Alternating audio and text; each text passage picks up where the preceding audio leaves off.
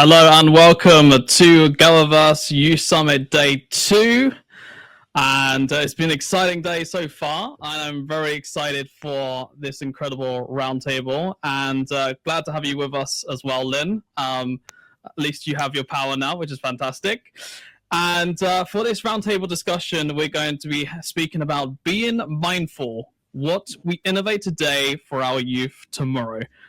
And what we're going to do is we're basically going to do a 30-second introduction from each individual. Hopefully my microphone is fine.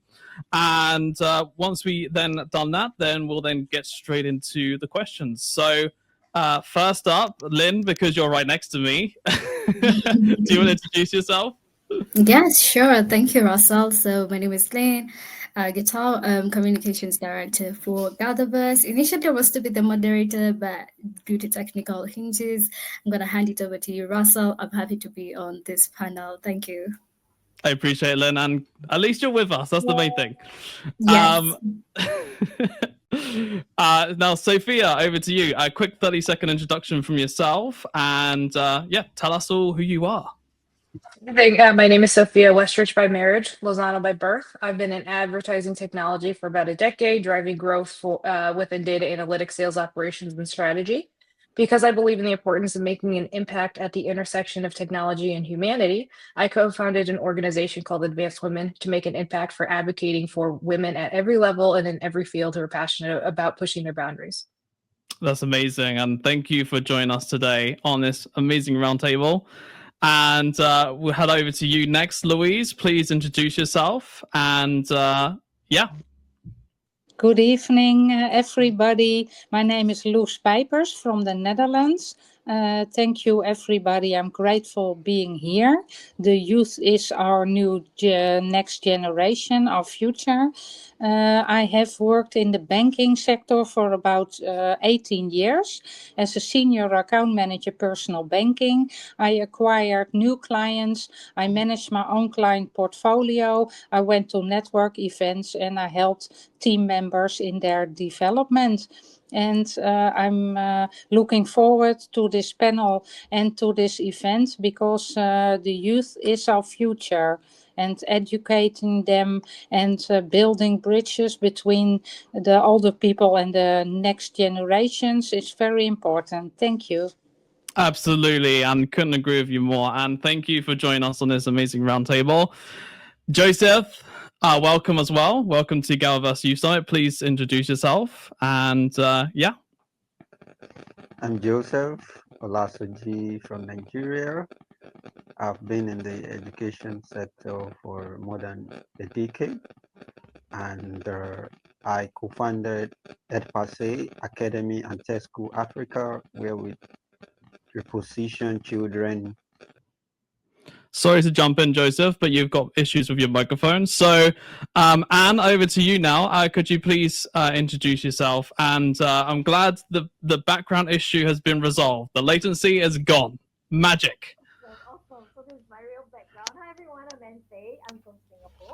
We can't hear you, Anne. Like, there's something going on with your microphone now.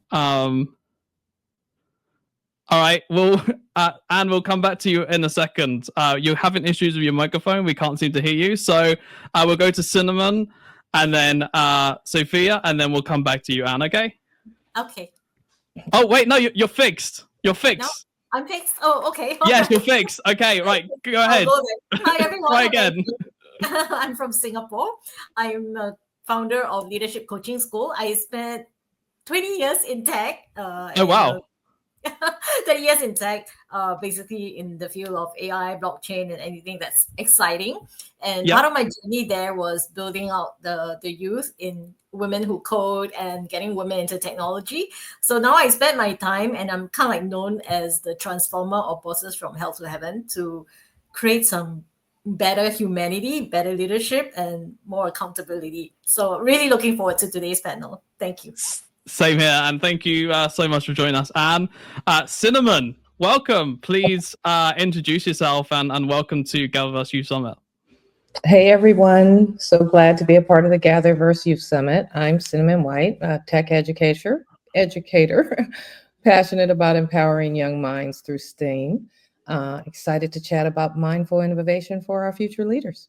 Thank you for letting me be And here. thank you for joining us. And I love that. Short, sweet, straight to the point. Really awesome.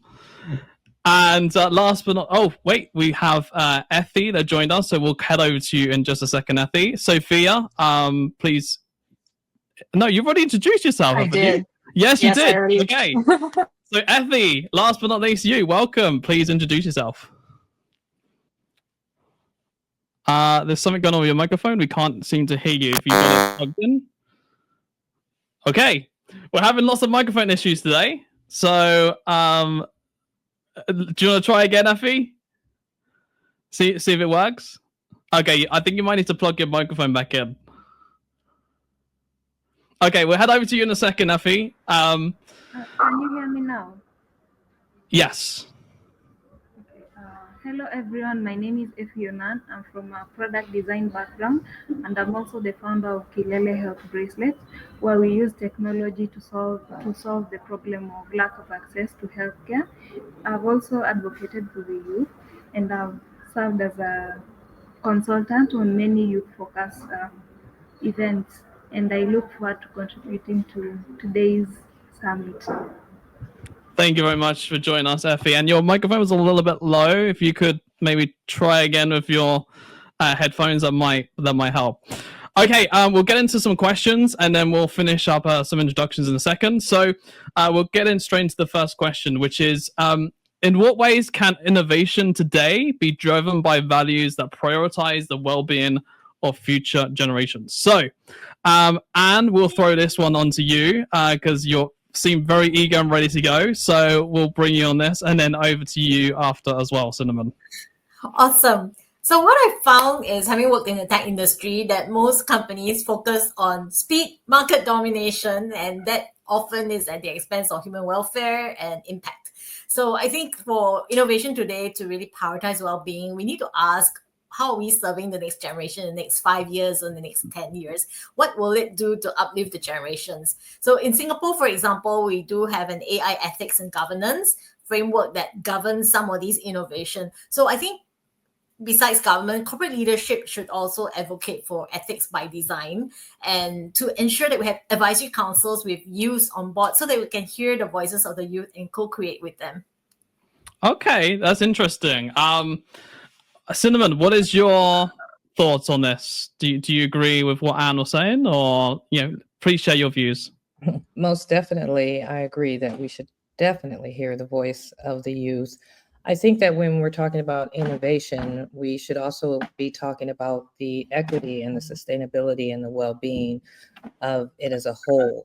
So if you're looking at not what our driving values are, let's look at closing that digital divide, especially in our communities, our underserved communities, by continuing the education pathway into any innovation whatsoever, and staying equitable in that area.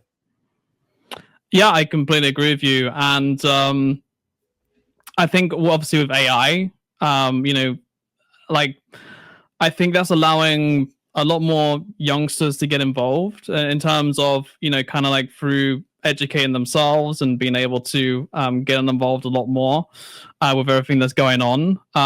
Obviously, there's always benefits and minuses, of course, to any sort of technology. But, I definitely think AI could potentially, either be used for good or for bad, right? So what are your thoughts on that, Cinnamon? Well, when you just kind of threw AI in there at me, which is a whole different topic of tech, but we love it, we embrace it. And once again, I get on the bandwagon as an educator that the technology is there, or it's here, and educating the masses is critical. Educating our youth is priority. As we've seen in the statistical readouts that our AI job increase is going to increase by a little over 10% in just five years alone. So we're looking at getting our youth prepared for this job force that is evolving currently right around the technology industry, and specifically AI. So not only giving them accessibility and not only giving them exposure, but taking action, getting out there and putting your hands to the grind, if you will, and training these youth, teaching these youth, and providing them with the certifications that are needed to get these positions at our FANG companies. So that's kind of what's just sorry, just to jump in again, but like what sort of values do you think, you know, that can be prioritized? Like, as in, do you think there's certain values that AI could potentially teach, or even the youth potentially teaching the AI those values potentially even?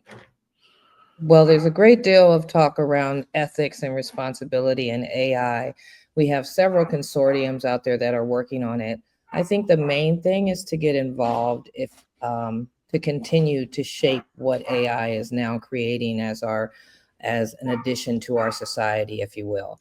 So I definitely ask that those that are interested to stay involved with the community organizations and the advocacy groups that are partnering with our larger organizations to continue to write these guidelines to keep the responsible, the ethics, the sustainability, the well-being within the creation of proper guidelines for developing technology, AI being one of them specifically. Sure. I completely agree with you 110% on that. And thank you for both sharing your points of view there. Which kind of brings me on to my next question, which is, what are we doing today that the next generation will either thank you for or wish we had done differently? So what you was just saying there, Cinnamon, about ethics and responsibility, etc., completely agree with that. I'm going to pass the microphone to someone else, Cinnamon. Okay. But I definitely agree 110% with what you're saying. So I'll say this real quick. Sure. I'll say they're probably going to be really mad at us for the intrusive data collection. And, oh God. and the massive misinformation. But they'll probably say thank you for early exposure and teaching of STEAM education. I completely agree with that. Lynn, Sophia, let's bring you both into this. Lynn, what are your thoughts on this? On this this discussion, and also what Cinnamon was just saying, yeah. Yeah. So with the previous question, I actually just want to circle back to what everyone just expressed earlier. As when it comes to value, we have to define what is value for the whole universe. And as a GatherVerse myself, for me, I look at humanity as one of the values. If we want to be serving, or if we want our companies to be long term, if we want our companies to go for generations, what is the use of innovating something that is destroying the current generation and expecting to be a long-term company? So for me, it's just looking at humanity and having a long-term goal. So if you want to have a customer for your next generation, I think it's wise for you to do something today that will benefit the current generation, that will give back to the next generation. And that is how you create a customer who is long-term for you all through, if we're making sense. So for me, it's just look at humanity in the long-term perspective. And then just to kind of dive a little bit deeper into that, the humanity values, right, which GatherVerse has. Yeah. Those are all the core values which would be for humanity. So, for example, safety, ethics, wellness, etc. Yeah. So those would be basically all the standards in which humanity would be the main value, which would then incorporate all the values that we were previously saying. Yes, and just to add on this current question, before you even ask it, I see it on my screen, and sure. Can chime in as well. As what are we doing today that the next generation will thank for me? It's having conversations like this, having wonderful people in this community from GatherVerse. I've seen so many people doing so many impeccable things, like Cinnamon, what she's doing, the current panelists, the previous panelists that we had here. They're doing so many awesome, commendable things, and that is something our generation will thank us for. So for the other one, I'm not so sure. I'm looking forward to I was gonna say. Come on, Lynn. You can say the thank you side, but you can't say the other side. Come on. that optimistic. I'm that optimistic. Fair enough. I'm looking forward to hear the rest of expressions. Yeah. I mean, well, I'll quickly chime in, then we hand the microphone over to Sophia. Thank you for. I mean, are we even going to be? Here's actually what should we have done differently? Maybe that could potentially be slowing down AI. That could maybe potentially be one, right? I mean, just a thought, provoking that. I'm being a little bit controversial, but maybe that just putting that out there. Also, they could be thankful for AI. so I'm just putting that out there. I'm playing devil's advocate here. So Sophia, please chime in your thoughts as well. I love it. So I believe now more than ever, we have prioritized sustainability, accessibility, and mental health in everything that we do in a way that we hadn't seen when the age of technology first started in the last, at least accessible to us in the last 20, 30 years. That being said, what I worry about is whether it's enough. So I already heard someone say data collection, right?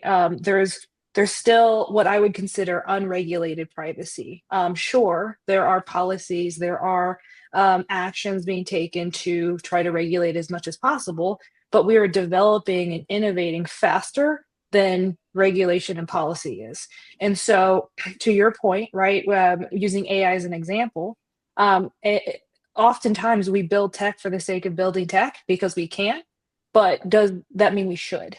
And what are the implications of doing so? I think social media is a great example of, a bunch of coders and programmers developed really cool features because it was really awesome, and it has impacted entire generation of user. I'm calling it user behavior. It's really it's of how we behave, how we interact, and so I think that might be where we find the youth wishing we had done things differently. And as a mother myself, I worry about the stuff I put online because that's really just spilling all of my son's upbringing on the internet. And also, what if there's an AI version of you, Sophia? What if there's a deepfake version of you, or an AI influencer version of Sophia? Like, you never know, or like, what is being done these days. So thank you for expressing and sharing that with us, Sophia. And I completely agree with you 110%. So let's talk about something else. What responsibility do creators, policymakers, and innovators have to foresee and prevent harmful consequences of new technologies before adoption by the youth? So we'll bring Lowe's, is it? Lowe's? Lowe's? We'll bring you in on this topic. Please share your thoughts. Thank you very much. I think creators and policymakers bear a moral duty to participate risks through rigorous impact assessments. This means stress testing technologies for bias, addiction, or mental health impacts before they reach young users. Innovators should consult diverse voice, especially youth, to identify blind spots. Policymakers must enforce primitive regulations like age appropriate design codes to protect vulnerable populations. Ignoring this responsibility risk eroding trust and harming those who aim to empower. Let's build with foresight, not regret. I think in the Netherlands you see a lot of youngsters be addicted to social media and isolate themselves. And I think it's a responsibility for policymakers and creators to build a sort of boundary in the games and social media. And games are in the Netherlands allowed and legal to play online. And you see that young people are a lot of social media and a lot in games and online. And they isolate themselves. So it's very important that policymakers and lawmakers implement something so youngsters are the next generation are less on social media and interact with each other. That's for technology, and AI is very important. It's the future to embrace that, but it's also important to socialize and interact with each other, having conversations. You see that not only on LinkedIn and with adults, but it's very important the interaction between the next generations under each other, not isolating themselves, and are a lot on social media, and that's good because that's connecting also, but using your communication skills and go to outside and meet people, so that's very important. Isolation is the sort of danger of social media and new technology, and I think it has to be in balance. That's so important. I mean, I'm just going to quickly jump in because I agree with what you're saying 110%, and that's why there's a thing these days where they call TikTok brain, right? Where basically people have attention span of like less than 30 seconds because they're constantly scrolling through the TikTok, right? And also, when we're talking about going outside, we're not regressing as in kind of going backwards. If anything, because innovation continues moving forwards, we're only going to get even more engrossed into the digital world, aka the glasses, which will come by 2030 and everything, and XR and VR and virtual reality, basically. That's kind of like where we're going. And I think, eventually people won't even have a choice to even go outside kind of thing, and without the glasses on or without like contact lenses or whatever it may be. So I completely agree with what you're saying 110%, but if I'm throwing a controversy, it's the question, like in China they tried to regulate the gaming addiction by putting curfews on minors in their online gaming time. But then I also asked, like, is it over-regulation versus a free digital expression? And where would the youth want to take this? That's interesting. That's an interesting perspective there. Honestly, I can't really speak on that, and to be honest, but yeah, I mean, Effie, what is your thoughts on this? Let's bring you into this. Just share us what are your, through your lens, what are you seeing? You want to unmute your microphone? There we go. Yep. The responsibility that creators, policymakers, and innovators have is to make sure that the technology that the future generations have is useful and it's safe for everyone. You're very quiet again, Effie. Sorry to jump in, but I don't know. Can you hear me now? That's better. Yeah. Whatever you did there, do that. Okay. So I've been a part of several task forces where our job was to create technology for youth or regulate technology for youth in the country.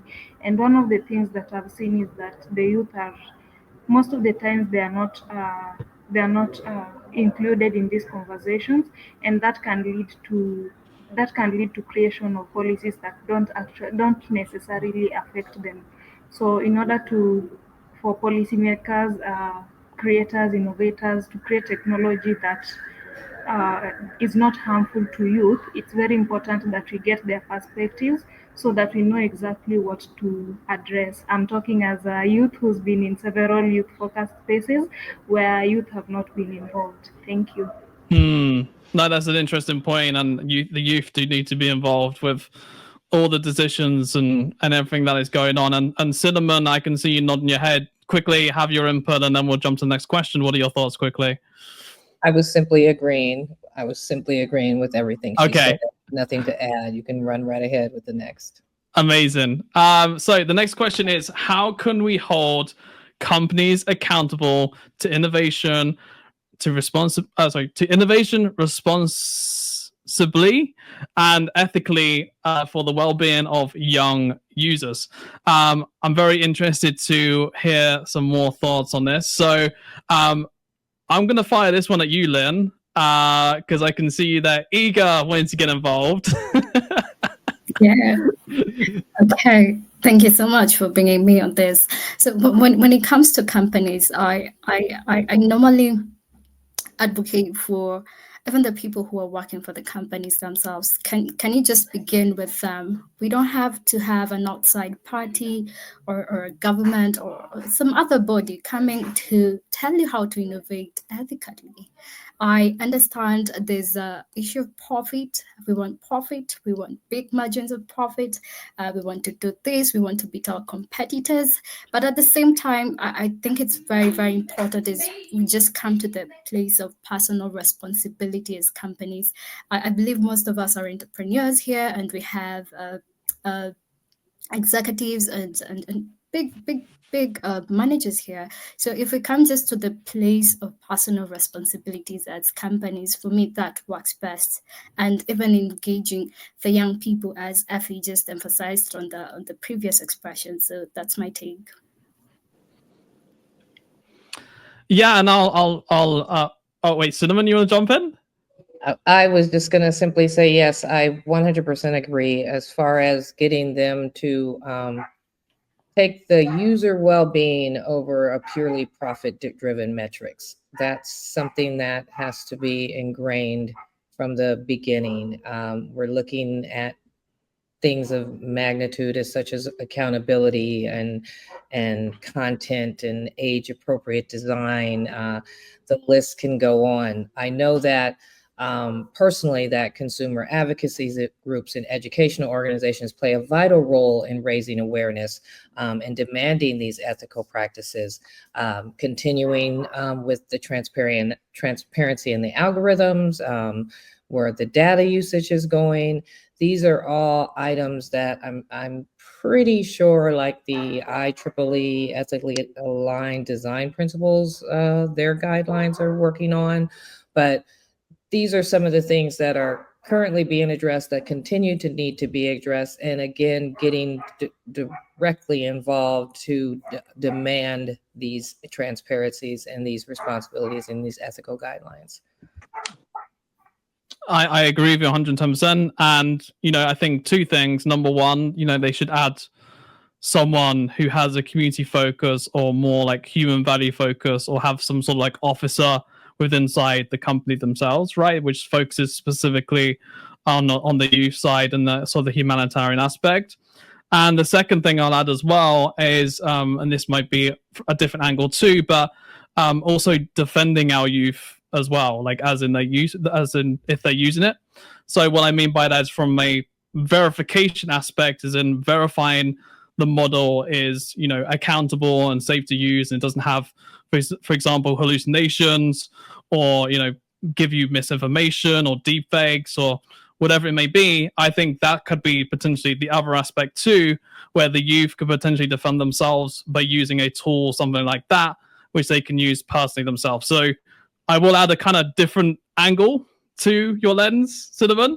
No, that's but I think you're absolutely right. You're absolutely in the same wheelhouse, because it sort of simply aligns with one of the things that we currently do all the time, which is sort of incentivize. So if we think about something like incentivizing their ethical practices through public awareness of something of that nature, the gamification aspect, that can all be incorporated in holding everyone accountable in creating ethical and responsible technology.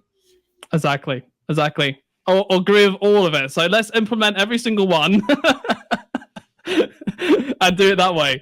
Right, let's go on to the next question, which is how can we create sustainable business models that balance innovation with privacy and autonomy? So I want to bring Anne and Sophia into this, and then Effie and Lowe's, is it? I will head over to you very shortly on the next question. So Sophia, do you want to kick us off on this question?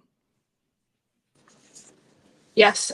So I think that somebody earlier had said something about exploitation And I just want to echo that sentiment. So business models in general, and this kind of ties back to the prior question, they should reward trust and not exploitation. So Facts.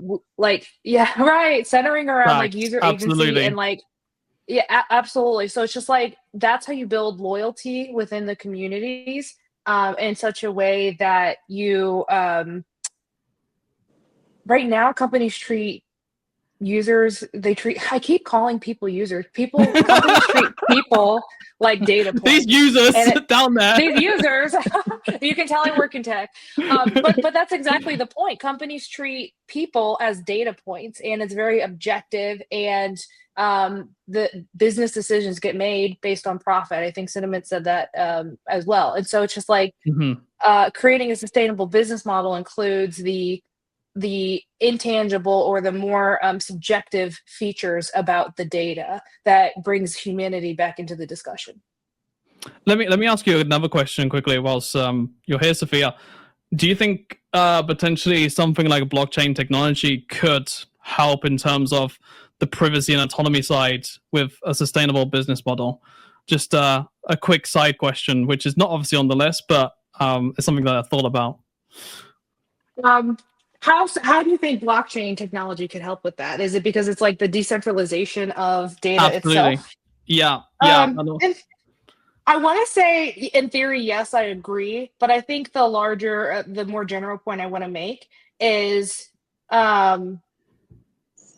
when we define technology and innovate and we go build it, we believe that we know what the outcomes are going to be, but we really have no idea. And that's kind of part of the problem. So while I want to sit here and say, yes, I think that's a good idea, I don't know if I can put my stamp of approval on it yet. No, it was just more of a side question that I just kind of thought of. I was like, let me ask you this, Sophia, while you're here. So I didn't mean to throw that at you. So I apologize if I did throw you off.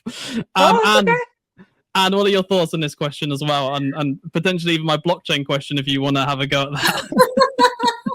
Well, I think blockchain, in some of its form, has already created a lot of automation and users of blockchain do a lot of privacy and automation. And I think that's the advantage. But to kind of like roll out the blockchain would require a huge, massive industry-wide effort. So I think that's kind of like the ideal is there.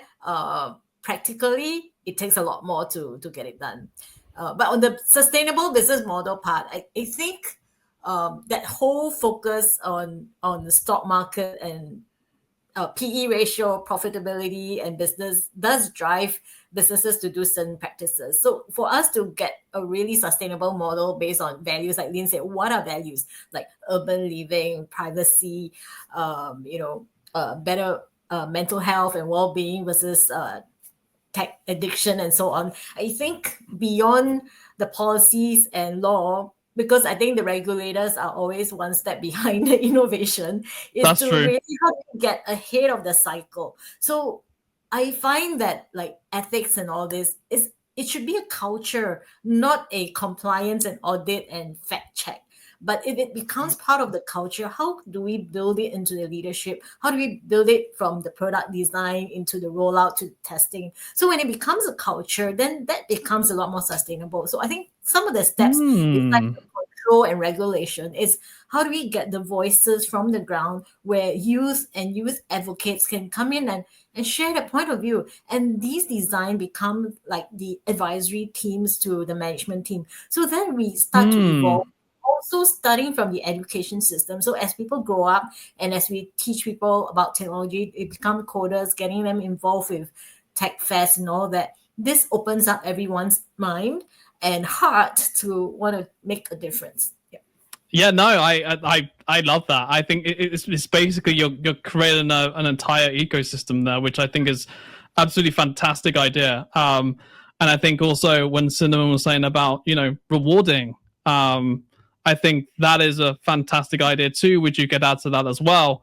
And also when Sophia was saying about trust, I love that, by the way. Like, that's why, verification goes very closely with trust, right? Because you can verify the trust, so to speak. Go ahead, Anne.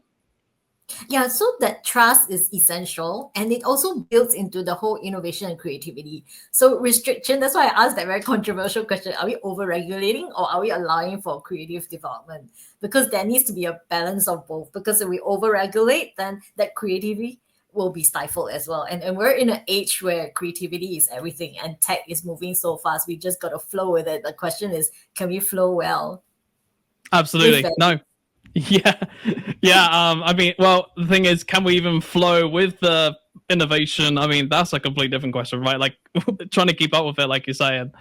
So I mean, Louise and Effie, will bring you both into this next question, and Joseph, welcome as well. The question is, how do we protect the young from surveillance or data manipulation by technology platforms? So, Effie, I would be very interested to hear your thoughts, and then we go over to you next, Louise. From my perspective as an innovator, I'd say that we need to implement safety features that don't involve data manipulation for the young by from the start, from the get-go. We are designing a platform, and we need to put these things into account from the get-go, from when we are doing the research before we actually build the system. The second thing is that as people in policy, we need to implement policies that make sure that these surveillance and data manipulation is something that is illegal. So based on that, companies will be able to know, the way Meta or TikTok are really big companies. With or without the country, they'll be able to make profits. But we need to make sure that if they will be providing their services in our country, then all forms of surveillance or data manipulation will be unavailable. We also have to make sure that for platforms that are focused on content, you're talking YouTube, Facebook, Twitter, they can have a section for kids that's purely for kids, so that it's safe for everyone, regardless of their age. And something else that we can do is by having versions of the platforms also that are can be sensitized, so as to avoid surveillance and data manipulation. We can also I think those are my thoughts. No, that's a lot of great points there, and I mean, even potentially just adding a simple function, where you can opt in, opt out, so to speak. I mean, even just something simple as that would be a great idea. And like you're saying as well, having specific kids section, I think that's a fantastic idea too. Will that happen? Who knows? But I mean, it could potentially happen. So I agree with your points. And Louise, let's head over to you now. What are your thoughts on how do we protect the young from surveillance or data manipulation by technology platforms? Well, protection requires a multi-layered approach. First, enforce strict data minimalization laws, ensuring platforms collect only what's necessary.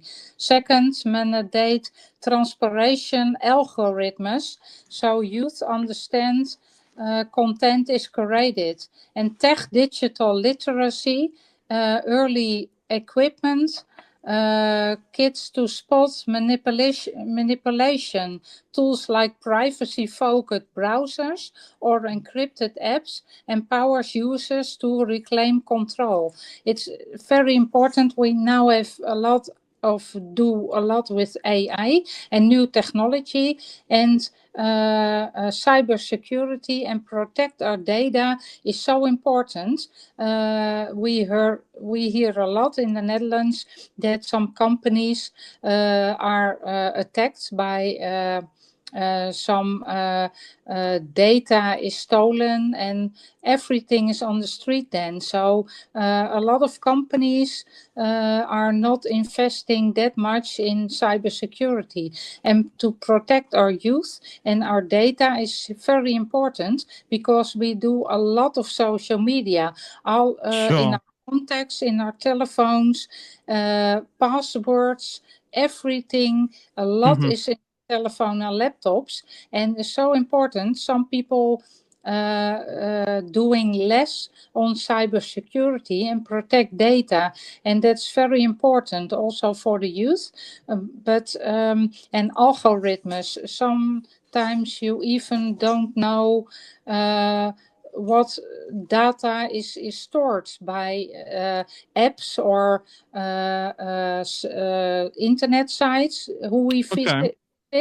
So I think transparency and protection from the government and in apps and social media accounts where we visit, where we are, it's so important that there's a lot of protection, that companies do invest more in protection and cybersecurity. That's necessary because everything we do and we surf on the internet, and our ways, they can look at things, what we are doing, and it's so important because in the past we have a key, we lock our house if we went on the street, but now we all our data, they know everything about us. So that's a point of importance, I think, to protect our data and cybersecurity.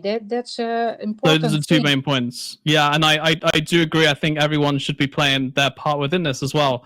Like how you're saying government, companies, individuals, look, opting in, opting out, etc. I think everything as a whole kind of calculates to, how do we protect the young, right? Yeah. Having all those options and allowing them, like even just as simple as the opt-out option, like you can't take in my data and I've opted out of everything. Like that is a great starting point. And, in terms of cybersecurity, absolutely, companies need to be playing their part within this too. So I completely agree with everything that you're saying. And Joseph, welcome as well. Great to have you with us. Obviously, you just heard what Louis said. So please share us your thoughts on this too.